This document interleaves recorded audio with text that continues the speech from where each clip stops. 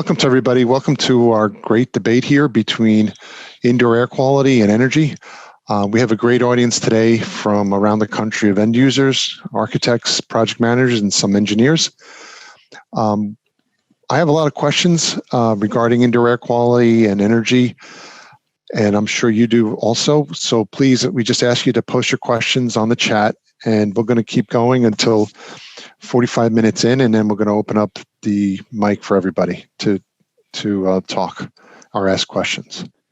So let's introduce everybody here. My name is David Bonifacic, and I'm the CEO of WB Engineering. Ray Doyle is our practice leader for life sciences, and Ray, I can say, has over 25 years of experience in that field. Since COVID has hit, he has given about 60 presentations on indoor air quality since March, and especially including a presentation to a worldwide audience for the National Academy of Sciences. Desmond Greene, he's our energy expert and repositioning practice leader. Desmond runs the New York office, and he's a certified energy manager and certified as a green building engineer by the American Association of Energy Engineers. So this is a question to Does and to Ray. Does IAQ and energy really matter? I think that we really have to say with the advent of COVID in March that IAQ really matters. It mattered long before that, but I think today we're focused on trying to find better ways to solve some of the older problems while addressing the newer problems. And with that, Ray, we have with especially the short-term solutions that we've presented dozens of times, and which align with ASHRAE's recommendations. The short-term solutions for IAQ and improving IAQ in buildings, including all the items that we're going to talk about today, increased ventilation. That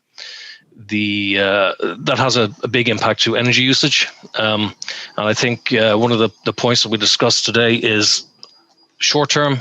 I think it was fine. I think we needed that in the past 9 months. I don't think it's sustainable in terms of impact to energy use, carbon emissions, and the environment in the long term. So we'll be looking for a balance somewhere along the line.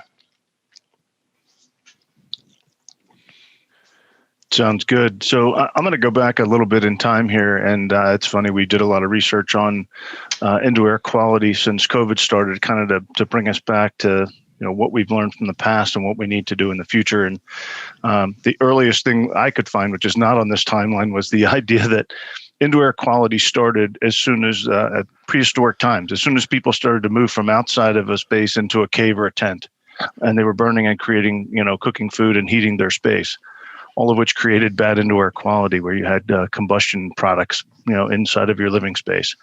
But it wasn't until about 1970 that we really started to talk about it as a practice. Indoor air quality became a definable thing, and VOCs were defined by the industry and science and off-gassing from carpets and glues and all kinds of other things. But they have a tremendous amount of impact to the built environment because they irritate your eyes, they can irritate your skin, they can affect your ears, your nose and your throat. So they have a huge impact on how we see the world. The other thing that it does, actually, the VOCs, when they get outside and get connected to sunlight, they actually create ozone. So there's a lot of categorized VOCs by the EPA listed, and you can look those up if you like, to verify which ones are impacting our actual environment outside and creating ozone problems. But it's a huge problem, and it's been around since the 70s. Yeah, Ray, I didn't go back as far as the caveman times, but I did start back in the 70s, which really when we, the nation, actually the world really started looking at energy reduction and energy efficiency measures, which came from the oil embargo in the 70s, the energy crisis in 73, 74.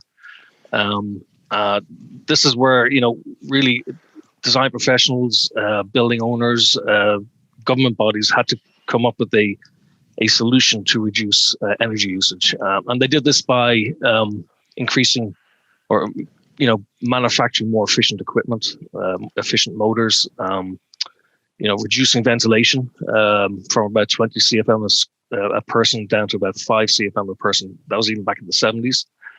They tightened up buildings for new construction, increased insulation, and they really, in a matter of a short amount of time, they did manage to decrease energy usage across the country and kind of ease that burden on the energy sources. And then I'll go on to the inoperable windows, which was really a follow-on to the efforts to reduce energy from the oil embargo and the crisis. Traditionally back in the 70s, 60s, going back that far with air conditioning, you were able to open and close the windows in an office building. The government bodies and the codes decided that wasn't very efficient. So as part of these energy efficiency measures, they decided that we should seal the buildings, seal the windows, make all existing windows inoperable, and any new buildings built would have inoperable windows. So while that was a good idea to save some energy, and it did have a great impact, actually moved the needle on reducing the need to burn more fossil fuels, it created a new problem, right? We kind of go back and forth in this world.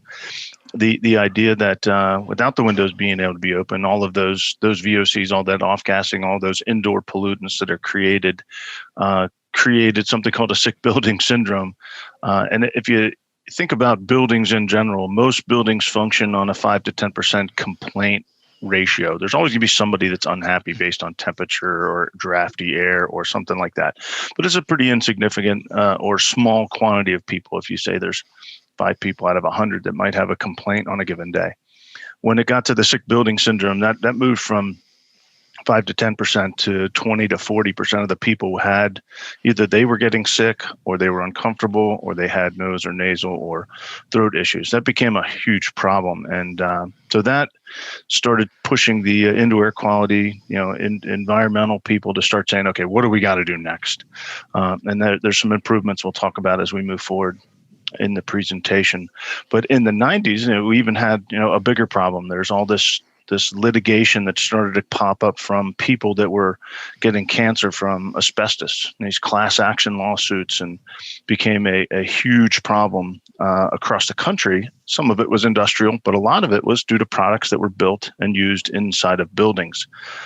And the court had to overturn some bans at one point that said, there are products that actually can have asbestos in them. They just can't have airborne particles associated with them. So if they're embedded and not flaking off, there is asbestos in products today, just not in the airstream. Those things have all been eliminated by legislation. And want to just go back on the sick building syndrome. One of the things that happened after ventilation was reduced during the oil crisis and a couple of years after the oil crisis, they went down to about 5 CFM a square foot or maybe a little more. What they found was they were getting a lot more complaints, a lot more sickness in the building. So they changed the codes again and brought that back up to 20 CFM a square a person. So there was a reaction to the energy usage in terms of decreased ventilation air. And then going on into the late 90s, 1998, when LEED was introduced, LEED was brought in as a certification for design professionals, builders, building owners, building managers, and it gave them tools and methodologies, or gave us tools and methodologies to be able to produce designs that used a lot less energy, had less VOCs, so it was a more sustainable design that was introduced in 1998, and we've all seen the result of that. It's been pretty phenomenal. Yeah, I think the other thing that in the mid 90s to early 2000s, and most of the country, I think California and Maryland and New York were some of the early adopters with eliminating smoking indoors. Hard to believe it took that long. As a previous smoker, I can even say I didn't smoke inside, but I find it fascinating that it wasn't that long ago that people were smoking inside and creating that kind of pollutant inside of the built environment. So when that changed, that was a huge improvement in indoor air quality. And as Des said, this kind of, these two things, energy and indoor air quality, kind of came together with LEED. The advent of LEED and systems brought, energy and IAQ together by creating standards for both, allowing you to create systems that measured the improvements in energy and measured the improvements in indoor air quality. And then just to touch on the ASHRAE standards again, in the 90s, from 99 to 2019, ASHRAE brought in more standards to further reduce energy usage, which really concentrated on reducing ventilation rates down to around 5 CFM a person from 20 CFM per person, and then reducing overall electrical densities in terms of lighting density and doing things like being able to control the workstations within a space, so if they're not in operation they could be de-energized. Yeah. So, and then, as we talk about bringing us together, and I think in a way, COVID is starting to pull apart IAQ and energy. They're a little bit of a competing battle right now on, let's create the most energy efficient solution versus creating the healthiest possible solution to maybe even overcompensate in some cases for how to attack or create systems that reduce exposure to COVID.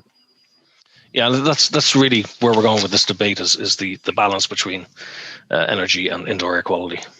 And I appreciate you guys bringing it there with regard to COVID. One of the suggestions is increased ventilation. Get air into the space. Get air into the space. Fresh air into the space. With that, my question is it effective? Is it worth it? And Des, from an energy perspective, the impact's got to be significant. So any thoughts, and maybe you can both debate, like what's the pros and cons of each? That's really good. Thanks, Dave. I think, I'll start with the indoor air quality side, because I think right now everybody is over focused right now on reducing exposure to COVID. But so there's two ways to address indoor air quality when we talk about ventilation, whether it's related to normal codes or reducing exposure to COVID. And so the increased ventilation, by increasing the ventilation above and beyond what the standard code requires, is one way to better the indoor air quality. And it does it by reducing things like VOCs. It does it by pushing other contamination out. It does by reducing CO2. So it does a lot of things when you start to increase the ventilation quantity. Now, the other thing we talk about is purge or dilution exhaust prior to occupancy and post occupancy, to make sure that we kind of purge as much as we can prior to people coming into the space in the morning, and then post when everybody leaves, so that in the event there is somebody in there that has COVID, it gets ventilated and pushed out as quickly as possible to purge the space. Yeah, and again, when we're looking at short-term and long-term solutions, Ray, I'd agree with you that the indoor air quality was primarily the huge responsibility for building operators and owners, and to get that dilution ventilation, increased ventilation into the space was really important in the past 9 months. The rudimentary graphs that we have here just demonstrates, yes, more ventilation air, you'll get better indoor air quality. However, on the flip side, if you look at more ventilation air coming into the building, has a huge impact into to energy usage and cost to the building, impact to carbon emissions, and ultimately impact to the environment. So in the short term, yes, it was really one of the only solutions you could do with the building with on the air side, but it's not sustainable long term, and that if the buildings hopefully a few months from now, buildings are back to normal occupancy, there's no way the building owners or operators could run a building with higher ventilation rates like we did during the past 9 months. It's just not feasible. Just cost-wise, it's not feasible. There's code issues with that. You're not going to meet code. You may design to code, but you're not operating your building to code. There may be impacts to local laws like Title 24, Local Law 97. So there's going to have to be some sort of, it's going to be a major discussion with the codes in terms of energy and its impact to indoor air quality, and vice versa, indoor air quality and its impact to energy usage. Okay, let me get to the next one. So with that, as you mentioned the word codes, I assume that you're saying energy codes. Yes. And we all are in the business of sometimes reading leases and technical leases for our tenants who are leasing space and advising our clients on when they're leasing space, the part of the lease that says we're going to give you a space that's going to be 75 degrees in the summer and 68 degrees in the winter. We all know that designing spaces to 75 degrees, you're probably going to get a phone call from some of our clients saying it's too warm in here. So it seems as if there's a conflict between what the energy codes require and what our tenants, clients are requesting. And there seems to be a conflict there. And in turn, Ray, indoor air quality is not really being measured. So any thoughts on this in terms of how it impacts leases and functioning of a building? So, Des, I'll go ahead and start. Okay. I think if it's good. The idea that temperature is something that, as I learned when I was a young engineer, you're a temperature engineer. You're not a comfort engineer. Your role is to try and create a system that creates an even temperature across the space, and then you hope to make as many people comfortable as possible. So on with that in mind, on the indoor air quality standpoint, it's a mindset of temperature control and having the ability to provide the best, or I would call it the optimized temperature. And so I call, in most people's case, the sweet spot is 75. Most people, based on casual attire, business casual attire that most people wear in the office spaces today, they're wearing the kind of clothes that keep you, most of the people, comfortable at 72 degrees. And the reason it's so important to kind of be consistent is that you always have the idea that you come in, you're wearing the same clothes, and you're comfortable. And when I say comfortable, I mean mentally comfortable, not just physically comfortable. People's minds wander to, if it's 68 and your legs are cold or your feet are cold, your mind focuses or drifts away from the task at hand. So you become less efficient as a person instantly if you're wondering or worried about your feet being cold or your legs being cold. Equivalently, on the other side, as soon as you start to perspire because you're under pressure at a job and it's 75 degrees, and you're also now not focusing on the job at hand or the task at hand, and productivity reduces. So we need to start thinking about some of these things as a business driver, so that your ability to get the job done becomes as important as the cost of a temperature that controls the space. Yeah, Ray, you said something there that we design for temperature, not energy, or design for comfort. We can't do that anymore. It's not possible. You can't go in and just design as, you can't design for 72 degrees if it doesn't meet energy code. Most of the codes with ASHRAE, say for example New York City Conservation Code, you can't go below 74 in the summer, and you can't go above 70 in the winter. And the code was developed and they adjusted the temperatures accordingly, because it does have a direct impact to energy usage. Every degree you go up or down in the winter or the summer makes a huge difference to the energy usage in a building. So you do have, we do have existing leases. We're seeing, we go into a building and we've always made comment on, if there's a 75 degrees in the summer and 68 in the winter, it's a little bit cold, but there's not much you can do with it, because that's the way the building operates, and that's the way the building was designed back in the day. We are seeing more leases adjusting this, and but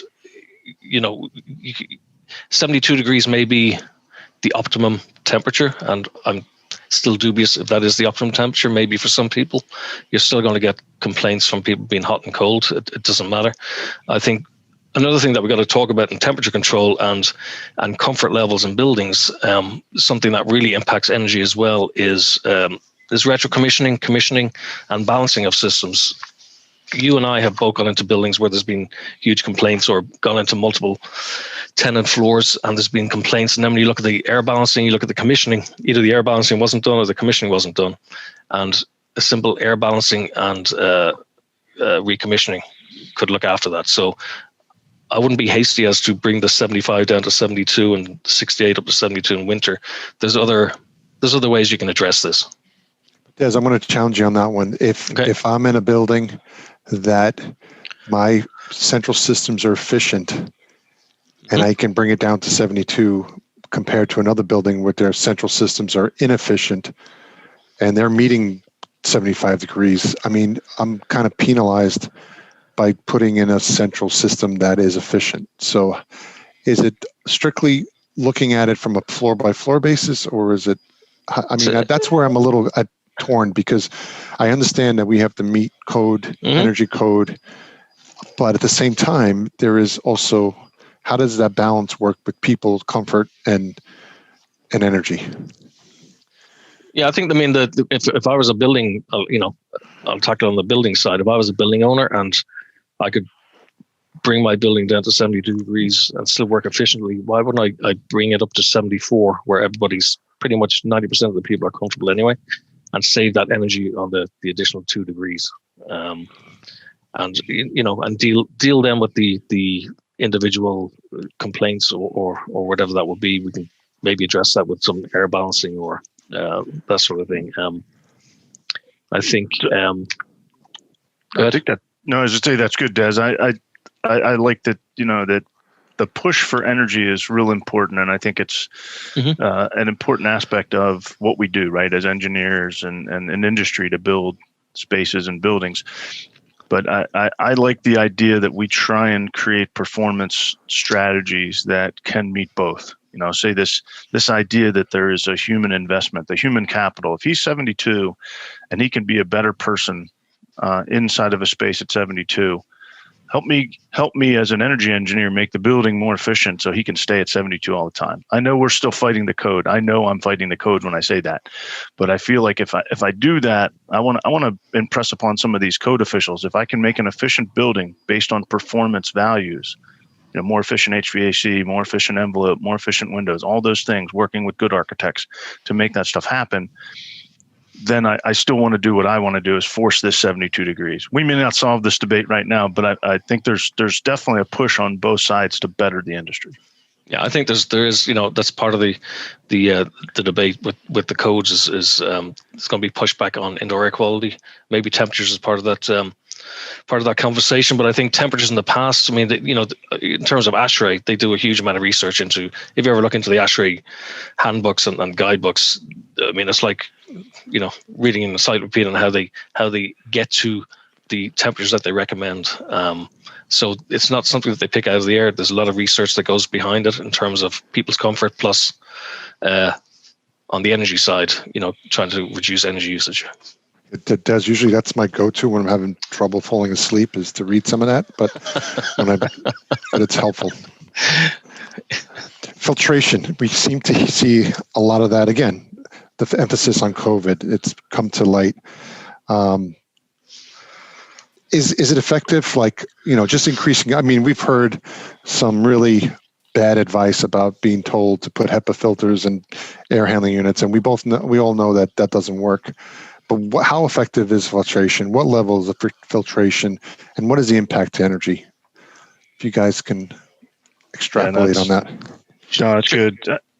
I was going to say that I think the interesting thing is you mentioned HEPA filtration there, and it keeps coming up. People want to push HEPA filtration, and it really, HEPA filtration was designed to support a process or a manufacturing or an assembly type of space. So if you're in a hospital in a surgical suite, or you're in a microelectronics clean room, you need HEPA filtration. If you're in a NASA clean room where they're assembling a rocket, they don't want to have any air or dust that could impact the performance or science that they're trying to measure in space.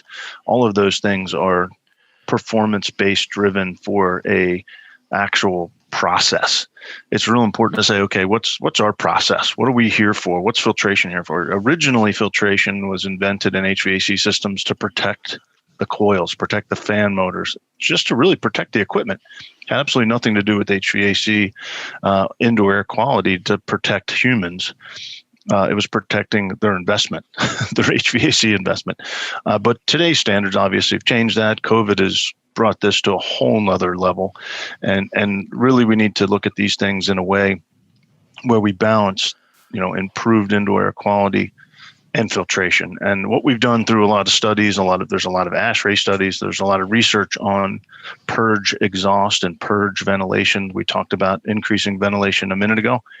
And a lot of those studies have proven that MERV 13 has kind of settled in as the sweet spot of reducing exposure to COVID without overdoing ventilation, without driving 100% outside air through the space. Because what happens, and Des will tell you in a second, if you drive 100% outside air, you're driving energy up. We talked about that a minute ago. If you go to HEPA filtration, you're driving energy up. There's a huge penalty in energy. So, and for a very small return, so as you can see in these curves that we've shown, there's a diminishing return as you get to the right side. Increased ventilation doesn't really, at some point starts to actually not have a great impact on improving indoor air quality. So we've been pushing, and based on studies and research from ASHRAE, that MERV 13 is the sweet spot and really kind of the baseline for what we should be doing for indoor quality pre-COVID and post-COVID. In my opinion, we still need to help people reduce exposure to the common flu in the flu season or pollen in the spring. Yeah, and again, Ray, with indoor air quality, the improvements in indoor air quality with increased MERV ratings, you have an impact to energy gain, which is again shown in this graph here. It almost follows the MERV rating and the indoor air quality is the increased MERV rating of the filters. You're increasing energy. There is an impact to energy usage. Some systems that may be small, negligible, other systems that may be considerable. And again, it's got an impact to cost running the building. It's got an impact to the the environment, the carbon emissions, with carbon emissions and penalties coming in, they've come in New York, it's going to come in nationally where you have to meet certain thresholds for carbon emissions, total carbon emissions for your energy usage. This is going to become really important. So while the MERV rating going up to 13 does help indoor air quality, there may be some give back in terms of, do we have to use MERV 13 filters all the time? Is a MERV 13 filter maybe more suitable in the flu season between October, February, March, and then we go back to maybe MERV 11, MERV 8? Would that suffice? Because we know that the flu season and transmission rates follows the flu season of cold season. So as flu rates go up, transmission rates go up, and that's where that's where you get the pandemics. So maybe something you look at is, you know what, do seasonal filtering and take those filters out when you don't need them. That way you do. No, that's awesome. It sounds like you demand control ventilation almost. It's like filter demand control ventilation. Mm-hmm. I hadn't really thought of it in those terms, but that's pretty insightful. It might be a way to really balance those two. And just a note about HEPA filters as well. HEPA filters, we're asked all the time when we do these presentations, why don't we just put a HEPA filter in and be done with it? And the short answer is because HEPA filters, without any pre-filters and pre-filters, become dirty very, very quickly. The pressure drops go way up. Your fan becomes less effective, and it becomes counterproductive. They don't do anything, and they reduce airflow through the building. So HEPA filters are not really suitable for anywhere except clean rooms and areas like medical areas with high levels of hygiene in them. We have a question, Des and Ray. How about MERV 8 filters? Are they acceptable for IAQ as it relates to COVID? That's a good question. And the short answer, the quick answer is no. But if you said you had MERV 6 and you could get to MERV 8 and make your systems function and provide the appropriate amount of temperature control, heating and cooling, and ventilation, then it is acceptable improvement to go from MERV 6 to MERV 8. I'm not sure in the long run, as we described long-term IAQ strategies. And interestingly enough, this isn't that new. LEED created this in the early 90s and late 80s, I guess, really, if you go back to the inception of LEED. They wisely said, you should be putting MERV 13 in every space. And so if you look at it long-term, I would say the answer is still no. MERV 13 is the target. And you should really invest or plan for capital or expense money in your buildings or systems to improve that to get to 13. But we've lived with RV8 filters for many, many, many years, and it's an acceptable filtration, but it's not the target. It's not where you want to be. In terms of IAQ, Ray, though, any improvement that you can do in MERV, any increase that you can do that your system can accept in MERV rating is just a plus for indoor air quality. MERV 8 and may not do much about COVID-19, but it certainly will go a long way to improve your indoor air quality. So it sounds as if you can't arbitrarily take a MERV 8, take it out, and just throw a 13 in. Is that what you're saying? Only on some buildings. So if you have the appropriate amount of filtered spacing, if you have a 4-inch filter housing, you can get a MERV 13 filter in a 4-inch housing. If it's a 1 or 2-inch filter bank, you're typically not going to get anything in there but an electrostatically charged filter that might be rated as MERV 13, but will probably, actually I know it will, over time dissipate its electrostatic charge and actually reduce back to a MERV 8. So to get to a true MERV 13, you need to have a larger, deeper filter bank. And one of the things that, that Des, as an indoor quality person, I drive towards, lower face velocities on coils, all these things to reduce energy. The more face area you have on a filter, the lower the pressure drop. And if I'm doing my job to help my energy counterpart in my business, I'm trying to make sure I reduce that and make that as big as we can to keep that cost of energy consumption down. Yeah. And just to add to that, we'd like to replace MERV 8 and MERV 11, MERV 13 filters. You just got to make sure that the system can actually accept, in terms of operation on your motor and your fan, that it can actually accept the higher MERV rated filter, because they may have adverse impact to the operation of the fan and the system. Okay. So in terms of mitigation, what are some of active mitigation thoughts that you have to improve IAQ?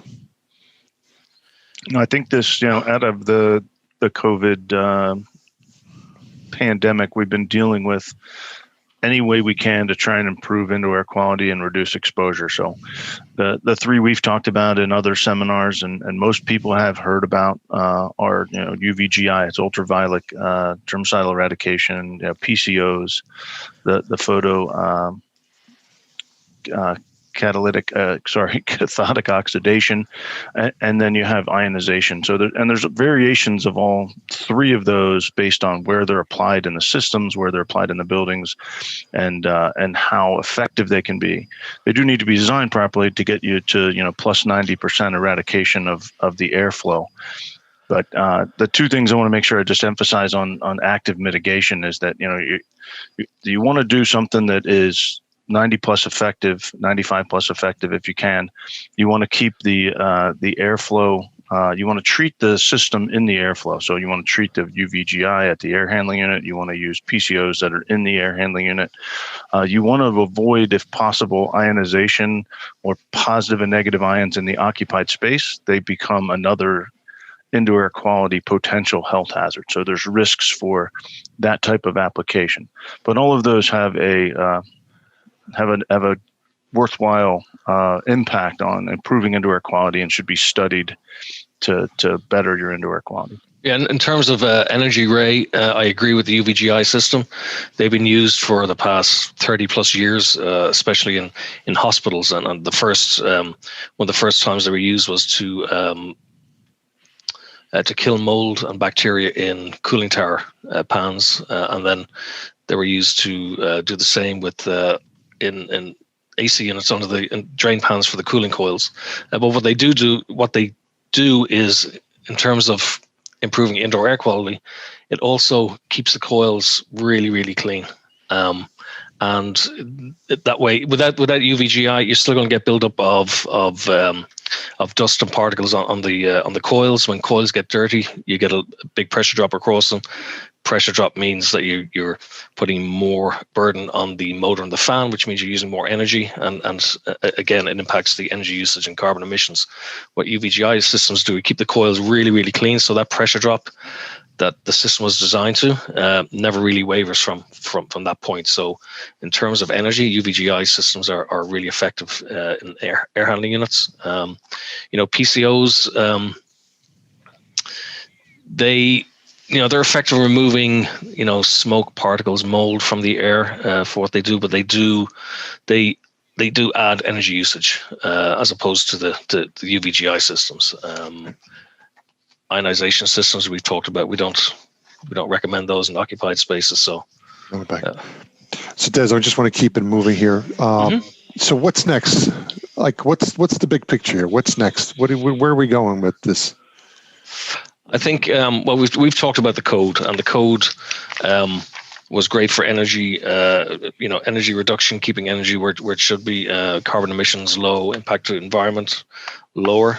Maybe that has impacted the interior environment. I think there's going to be pushback. There's already pushback with energy codes nationally, and certainly in the local municipalities. And I think there's going to be a reset in energy codes. There's got to be a happy medium somewhere where, IAQ doesn't have a huge impact to energy usage, and the energy codes don't really impact adversely the indoor environment, which I think they have been at the moment in the past few years.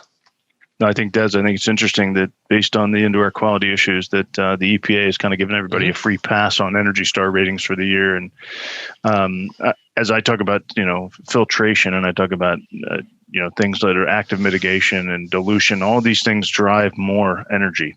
And I think the code, there's going to be some exceptions in the short term to address those deficiencies in the building systems, to address the pandemic and have a capability to support reduction, whether it's COVID. I hope there's no future COVID, but we need to design systems that are robust enough to protect everybody against that possible future event.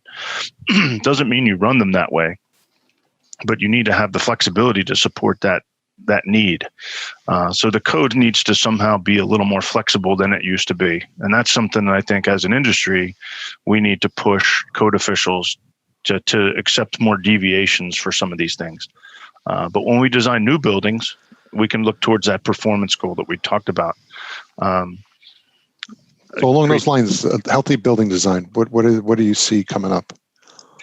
I think it transitions, right? So we talk about temperature, we talk about reducing CO2 and creating a built environment that allows people to focus on the task at hand, and at the same time reduce energy.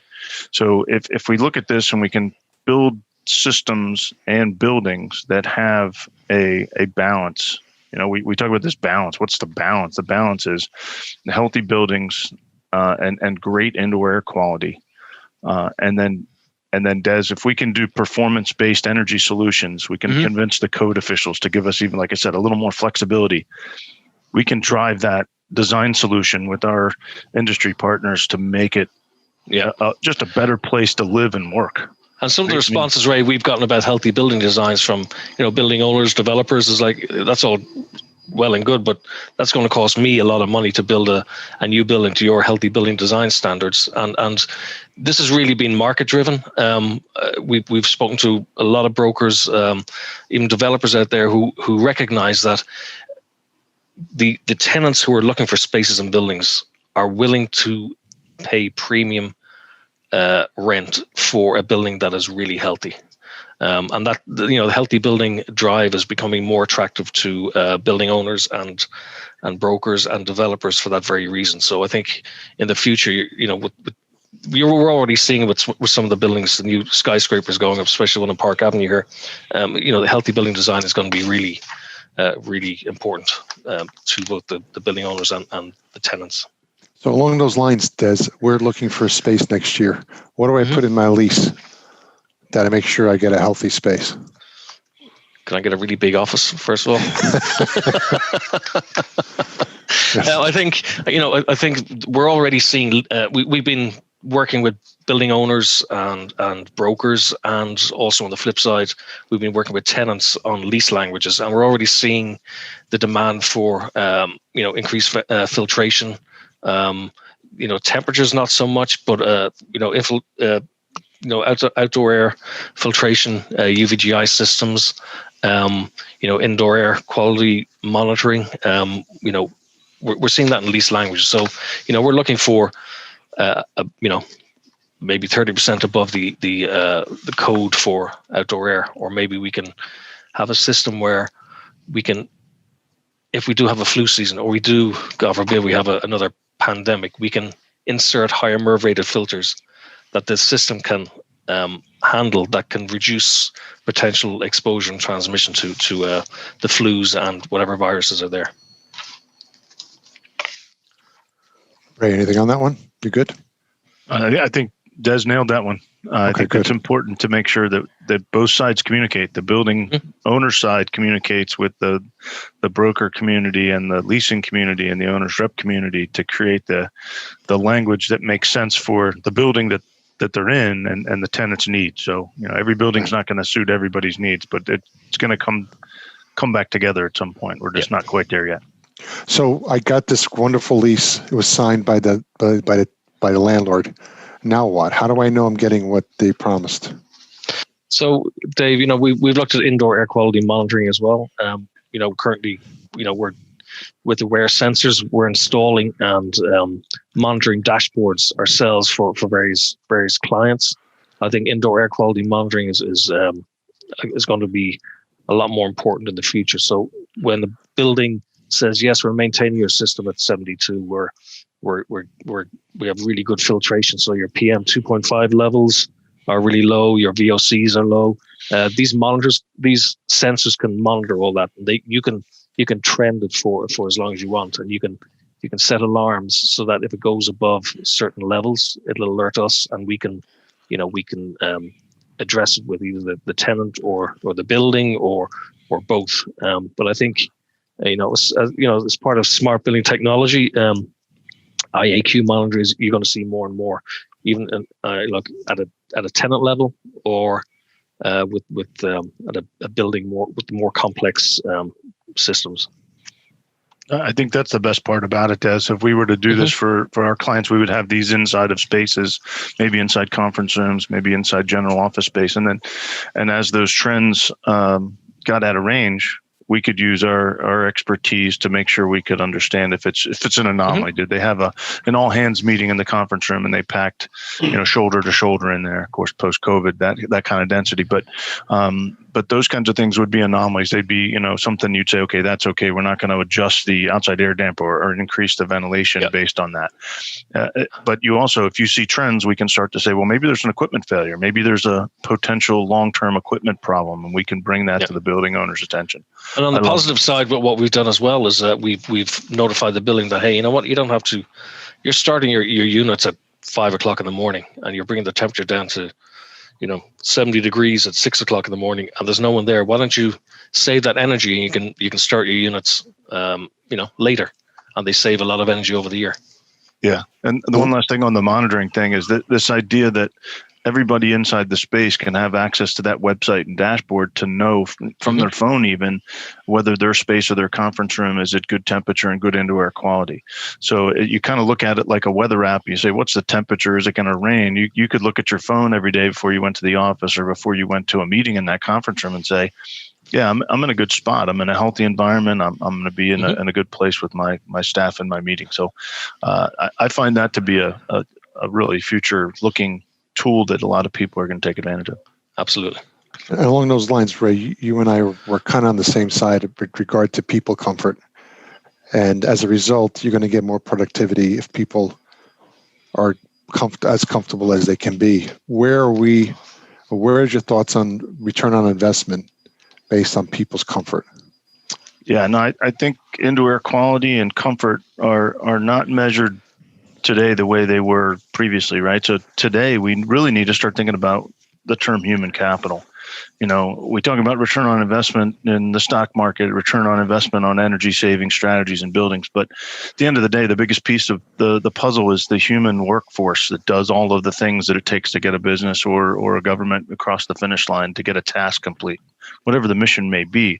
And if you look at poor indoor air quality or even average indoor air quality, most people have about 5-6 days a year, and there's been studies that can attribute about a day to a day and a half of sick days attributed to poor indoor air quality and bad systems.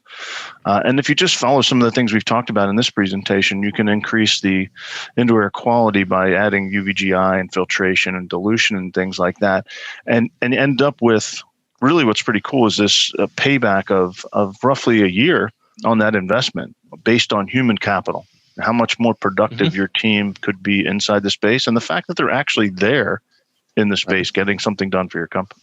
You know what, as well, Ray, we've talked about it in detail, based on studies carried out by Harvard, by Joe Allen and his group. What they found was increasing the ventilation air, even doubling the ventilation air to a space, costs between $40 and $50 per person per year. But the increase in productivity is equivalent to about $6,000 per person per year. So if you look at the, we're looking at IAQ and versus energy, and all we've talked about in here in terms of increased ventilation, dilution, filtration, temperature, they do have impact to energy. But if you look at this really closely, the money that you're saving, a return on the investment in terms of increasing the ventilation air, a lot of that money can be reinvested in your equipment to build out more efficient or replace existing equipment, more efficient systems that use less energy. So there is like a payback, certainly on human capital and certainly to the bottom line on companies, but you can also use that to reduce the energy usage to attain that return on investment. So there's some two questions out here. Gentlemen, not sure if this was covered. Could HRVs and ERVs provide the best of both worlds? Energy recovery units are going to provide a huge value, and they're really in the energy code and to reduce the amount of energy that gets exhausted out of a building. So they support the goal of both sides. We just need to make sure that we get the most energy efficient energy recovery unit we can provide for the system and maximize that return on investment. So I would say, yes, they definitely attribute to both sides of that argument. You can bring in more outside air and recover the energy that you use to cool and heat it. As those increase in efficiency, the balance will start to realign. The one thing I like to say is that, it's about balance. It's about making sure that we don't just look at it from one side, right? And Des and I have been doing this a long time, and we understand that we need to challenge each other to get to the best solution for the project and the building and the client. Yeah, and that's a viable solution energy-wise as well. It certainly is, if it's designed and sized correctly. Another question here is, what are the PPE requirements, personnel protection requirements for building personnel that are changing filters, and what are the filter disposal procedures? I think that's an important one, and I think that a lot of people have their own EH&S, health and safety groups that do these things on a campus. My recommendation is to wear full respirators. That not just a dust mask if you're changing filters, because I think I know there's a lot of studies that say the filter media will catch COVID, and it can be viable on those filter medias for several hours. So it makes sense that if you don't know who has COVID in your building and you're not sure, take the precautionary measure to make sure that you protect, wear gloves, wear a respirator. I don't think, based on all the research that we've been involved in and read, that it's a skin to skin. So if you touch if a dust particle from the filter gets on your skin, it's not the transmission rate that's going to drive you to get COVID. It's those dust particles getting into your lungs. So that full respirator is the most important thing. Bagging and sealing and tying it off, so as you exit the building, it's not spreading any of those dust particles. Disposing of it in a standard dumpster outside, as long as it's sealed, is a reasonable disposal process in my estimation. I don't think there's any governance by any government policy right now to do anything other than that. Can't go to a restaurant. Ray. You can't go to the restaurant, but you can throw your filter in the garbage. Exactly. I'll add to that, Ray. Just talking to building engineers and building personnel, what they're also doing and implementing is using the white suits, the paper white suits, so that when they do dispose and take the filters out, they're not getting the dust on their clothes. So for everyone on the call, the call is unmuted, so anyone can just shout out if there's any questions. That'd be good. I think we're good here, guys. Any other closing thoughts, Ray and Des? Dave, did you get this real quick? I'm sorry, Dave. Did you get this question about could HRVs or ERVs? Yeah, we provide answered the that, host? Paul. Yeah. Okay, thank you. Yeah, we got that, Paul. Thanks. That's what heat recovery unit, energy recovery units. That Correct. That yep. Oh yeah. This is Alan. I got a quick question. Thinking about the New York City Energy Code also requires the ERVs for be provided depending on the percentage of outside air. When we have kitchens and we don't have space, how do we handle that to provide an additional ERV? Because we have been designing a lot of kitchens and we never have enough space allocated for the kitchen makeup per unit. I think there's a balance between the energy code and integrated design with our architectural partners and our planners. We need to get in front of these issues. So when we have code design conflicts, we get with the building owner and we get with the architect and we get with the tenant in case of a full integrated process, and we present options. That's the WB's approach, is always to give people options. Sometimes it's floor space, sometimes it's roof space, sometimes it's an additional mechanical room that the landlord may be able to provide depending on other spaces they have available. But there's the definable balance between energy and indoor air quality, and meeting that code is what's important. And it's not always easy. But I guess that's why Des and I do this for a living, right? We got to help people solve these issues and come up with creative solutions. Yeah, and it goes, you said it, Ray, the earlier we get in there, the better. And in a case like that, Alan, it's really important if we do get a chance to review the lease, and I hope we get a chance to review most leases.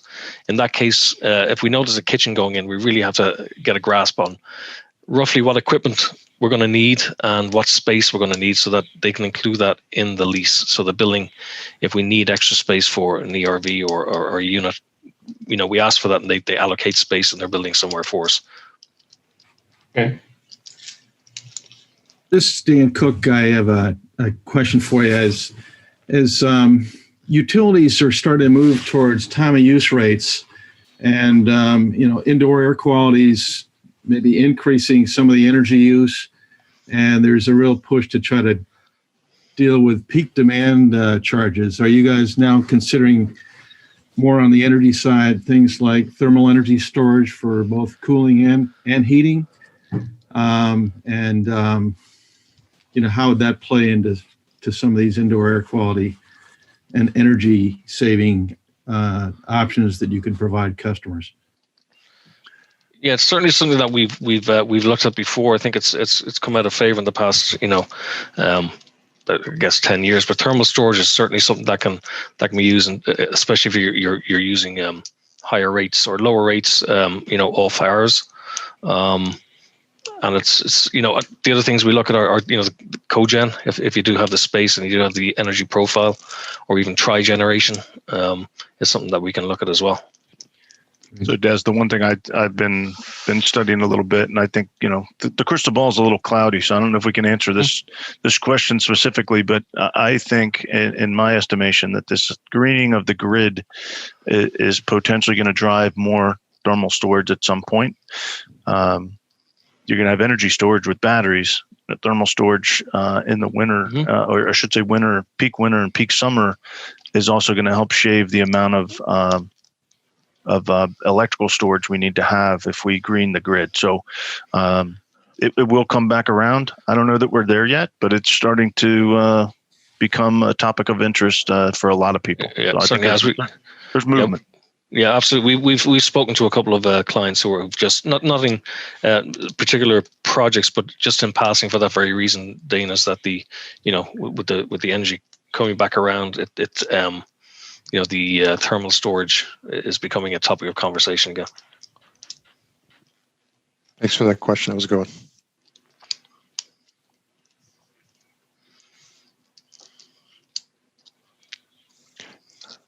Anything else?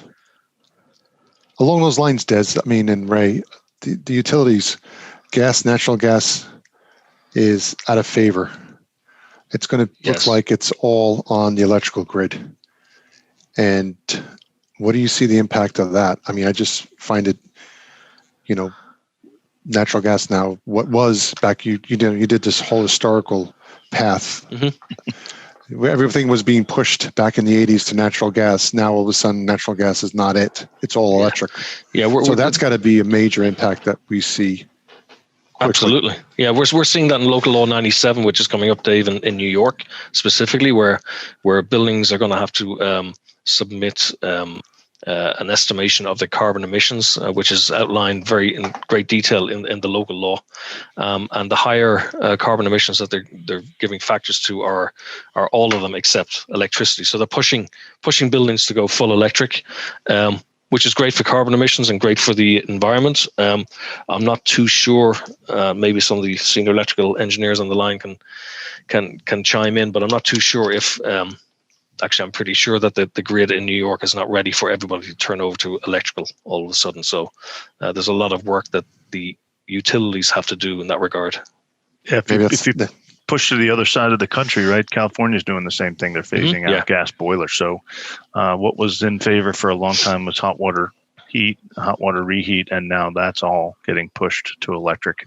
And similarly, Des, the grid doesn't have all the capacity. I'm not sure, arguably, the country doesn't have the generation, right? So the grid to get the power from one point from A to B across the country is one problem. The other one is an infrastructure issue on generation. So there's a lot of new solar farms that are popping up all over the country, but there's still going to be a balance. There's going to be parts of the country where we might not have a choice. There might be parts of the country where we'll be able to design more solar panels on roofs. Hopefully solar panels, my opinion, my crystal ball says that solar panels are going to get more efficient, and that'll be the game changer. They've already changed the game by creating enough battery storage to be able to store a lot of energy in a smaller space. So that has been a huge improvement in the ability to green the grid. Maybe that's our next webinar. Greening the grid. Yep, the grid. So it's our time's up. I thank everybody for joining us. I really appreciate it. And wishing everyone happy holidays and stay safe. Thank you. Thanks, Dave. Thanks, everybody. Thank you. Take care.